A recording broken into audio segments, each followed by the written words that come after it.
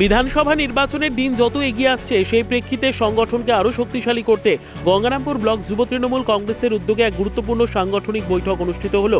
সোমবার সন্ধে 5:30 নাগাদ গঙ্গারামপুর নিউ মার্কেটে অবস্থিত জেলা তৃণমূল কংগ্রেস কার্যালয়ে সভার আয়োজন করা হয়। সভায় উপস্থিত ছিলেন রাজ্য তৃণমূল কংগ্রেসের সাধারণ সম্পাদক গৌতম দাস, গঙ্গারামপুর ব্লক তৃণমূল কংগ্রেস তথা জেলা পরিষদের মেন্টর শঙ্কর সরকার, জেলা পরিষদের সহকারী সভাধিপতি ও জেলা যুব তৃণমূল কংগ্রেস সভাপতি অম্বরীশ সরকার, জেলা পরিষদের সদস্য মৃণাল সরকার এবং গঙ্গারামপুর ব্লক যুব তৃণমূল কংগ্রেসের সভাপতি তুহিন দেব সহ অন্যান্য নেতৃত্ব।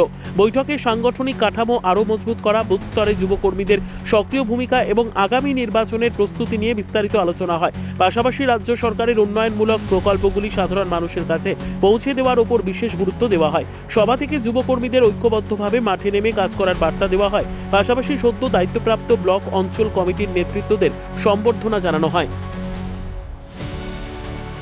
গঙ্গারামপুর ব্লক তৃণমূল যুব কংগ্রেস তাদের যে নবগঠিত কমিটি ব্লক থেকে অঞ্চল তাদেরকে নিয়ে মিটিং এবং যুব তৃণমূল কংগ্রেসের পক্ষ থেকে রাজ্যের নির্দেশে খেলা হবে বলে একটি কর্মসূচি চলছে, যেখানে প্রত্যেকটা পাড়ায় প্রত্যেকটা মহল্লায় রাজ্য সরকারের যে পরিকল্পনা সেগুলো খেলার মাধ্যমে এলাকার মানুষকে বুঝিয়ে দেওয়ার জন্য যে কর্ম সেটাকে আরও বিস্তারিতভাবে কীভাবে বাস্তবায়িত করা যায় সে বিষয়ে আলোচনা সভা। আজকের যে মিটিংটা ডাকা হলো সেটা হচ্ছে যে যুব তৃণমূল কংগ্রেসের আমাদের এর আগে জেলা কমিটিগুলো তৈরি হয়েছিল, জেলা সেই তারপর থেকে আজকে আমাদের কিন্তু যেটা হলো সেটা হচ্ছে ব্লক কমিটি এবং অঞ্চলের যারা দায়িত্ব তাদেরকে নিয়েই কিন্তু আজকে মিটিংটা ডাকা হলো, একদম নতুন একদম কমিটি।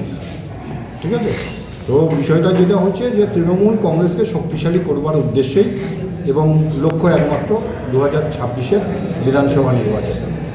কি বিষয় যে অন্যান্য বারের চাইতে লড়াই, এবারের লড়াই কিন্তু আরও কঠিন, কারণ যে আমাদের ঘাড়ের উপরে যে দলটা নিঃশ্বাস ফেলছে আর কি, সেটা হচ্ছে বিজেপি নামক যে রাজনৈতিক দল, যে প্রত্যেকবার এরা নির্বাচনের আগে একটা নতুন কৌশল অবলম্বন করে এরা নির্বাচনে নামে এবং এবার সবচেয়ে যেটা মারাত্মক যেটা এরা করার চেষ্টা করছে সেটা হচ্ছে SIR-এর নাম করে ভারতীয় নির্বাচন কমিশনকে দিয়ে বৈধ ভোটার তালিকা থেকে প্রচুর পরিমাণে মানুষের নাম যাতে ভোটার তালিকা থেকে বাদ দিয়ে দেওয়া যায় সেই প্রচেষ্টাটা এরা করছে।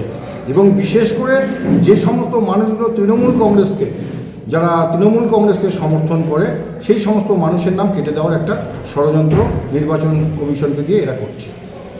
ব্যুরো রিপোর্ট, উত্তর বাংলা সংবাদ।